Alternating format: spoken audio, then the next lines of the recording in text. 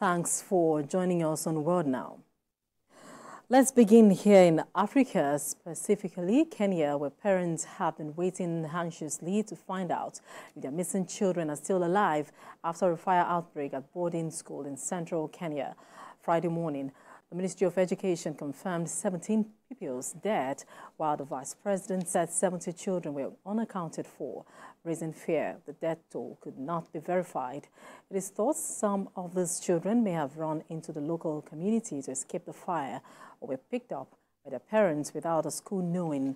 More than 150 pupils were in the dormitory where it caught fire at about midnight. When parents were taken to identify the bodies of their children, many burned beyond recognition. Firefighters were delayed by bad roads leading to the school remote area.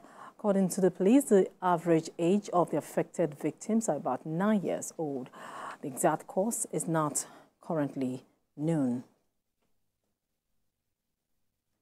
And staying with matters arising in Africa, Nigeria's President Bola Tinubu says the country is going through reforms and the government is taking very bold and unprecedented decisions to ensure rapid development.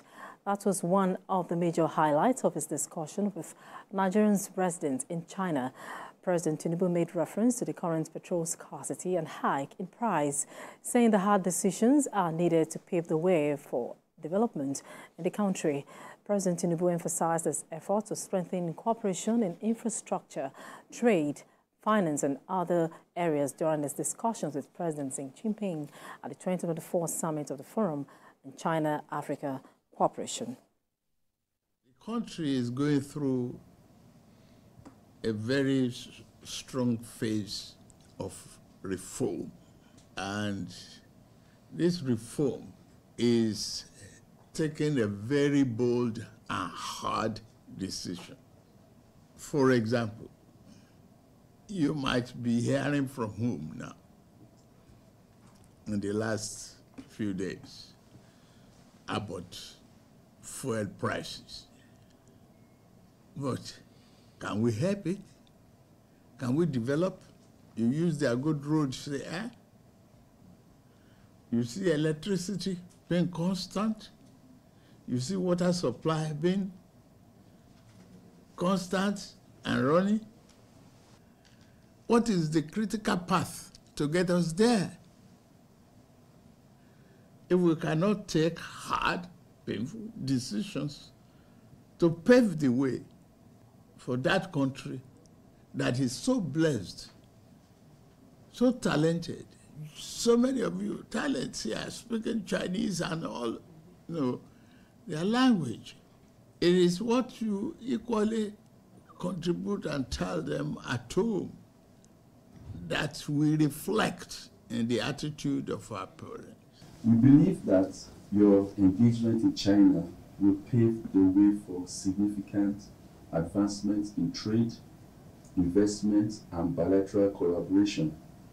We are confident that your leadership will inspire new avenues for prosperity and mutual benefit, reflecting the strength and resilience of Nigeria.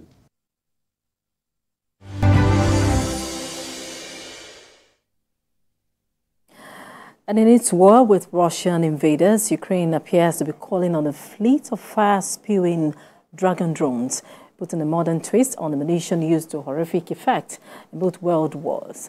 A series of videos reportedly show the low-flying drones dropping torrents of fire, actually molten metal, on Russian-held positions in 3 lines, the white-hot mixture of aluminium to noon.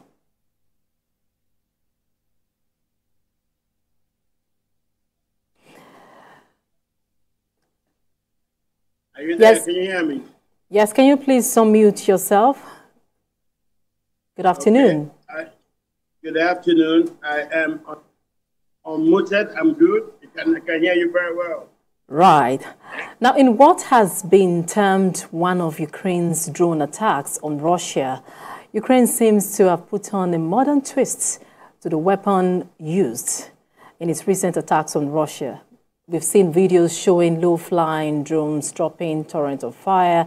Now, can you talk to us more about the potency of this weaponry? How deadly is it?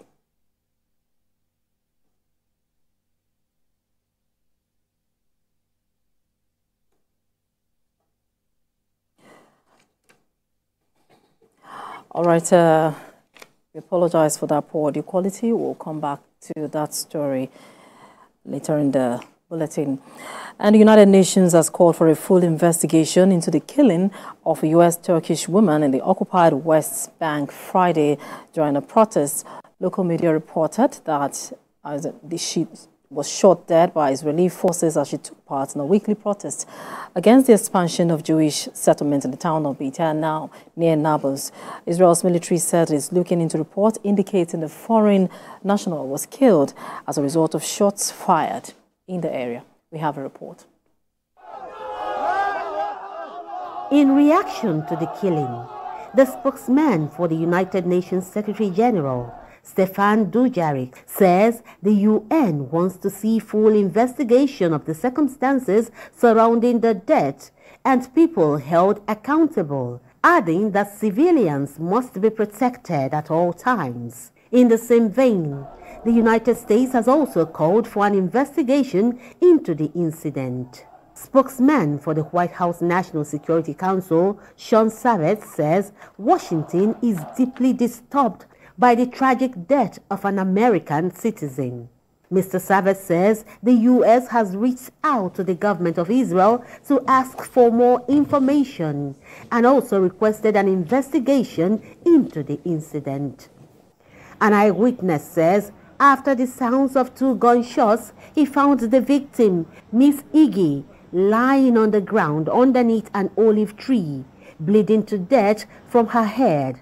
Shortly after, medics rushed her into an ambulance. Friday's demonstration was reportedly Miss Iggy's first time attending a protest with the International Solidarity Movement, a pro-Palestinian group. The dual national was rushed to a hospital in Nablus and later pronounced dead.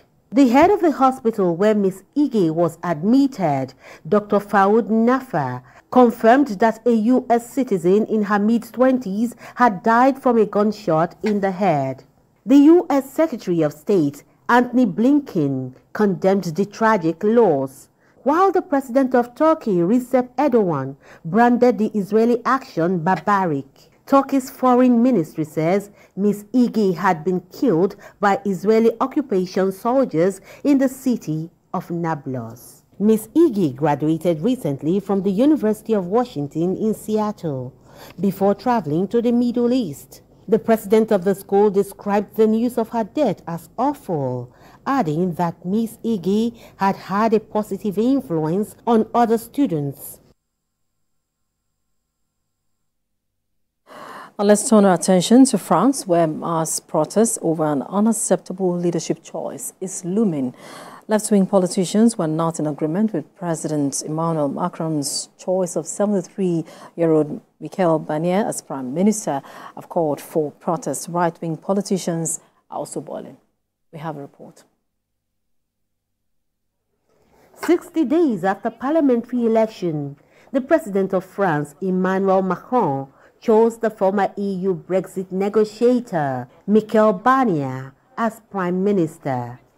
That action left France in a political deadlock, with 3 powerful blocs, the left being the largest, not being able to form a majority in the National Assembly. Mr. Michel Barnier, who is from the centre-right, said he was open to forming a government that will include members of the left. But Mr. Barnier's survival is expected to depend on the votes of the far-right party. But they have made clear they will not join his government. He began the formation of a government a day after he took office. That's after he had a meeting with President Macron. After talks with the leaders of the right-wing Republicans and the president's centrist Ensemble group, the 73-year-old new Prime Minister Michel Barnier said discussions were going very well and he's willing to select ministers from across political spectrums of France, including politicians from the left. But parties of the left are angry that their candidate for Prime Minister, Lucie Castex, was rejected by President Emmanuel Macron because she had no chance of surviving a vote of confidence in the National Assembly. A firebrand politician from the radical France Unbowed Party, Jean-Luc Mélenchon, has called for marches across France for the most powerful mobilization possible. Some labor unions and youth groups have indicated their interest in taking part in a mass protest.